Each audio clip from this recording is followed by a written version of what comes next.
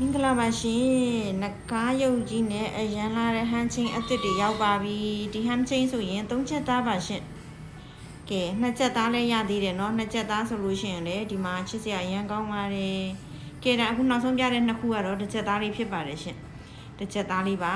ဘယ်4ချိန်ကြိုက်လဲတစ်ချက်သားကြိုက်လား2ချက်သားကြိုက်လား3ချက်သားကြိုက်လားအကုန်ရစီရမယ်เนาะကြိုက်တဲ့အလေးချိန်ယူပါကဲကြိုက်တာလေးတွေတွင်အားပေးလို့ရပါတယ်3ချက်သားယောက်ျားလေးမိန်းကလေးဝှလို့ရတယ်2ချက်သားယောက်ျားလေးမိန်းကလေးဝှလို့လည်းရပါတယ်ဒါကတော့တစ်ချက်သားလေးတွေဖြစ်ပါတယ်ရှင်ချစ်ဆက်မီလိုင်းလေးကိုမှနဂါးအယုတ်ကလေးပါတယ်ဟန်ချင်းလှလှလေးဖြစ်ပါတယ်ဘယ်လိုဒီဇိုင်းမျိုးလေးတွေကြိုက်လဲဘယ်လိုအသစ်လေးတွေရောက်လဲလိုချင်တဲ့သူတွေမေးလာတဲ့သူတွေအသစ်ကလေးတွေထပ်ရောက်ပါပြီเนาะအနီးကပ်လေးကိုတေးသေးချာချာပြပေးမယ်ရှင်ဒီမှာပါ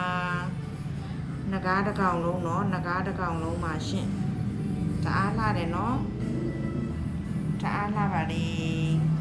ကြိုက်နှစ်သက်တဲ့အလေးချိန်လေးတွေ့ရင်အားပေးလို့ရပါတယ်ရှင်အသစ်တွေလည်းအမြဲတမ်းရောက်တယ်เนาะ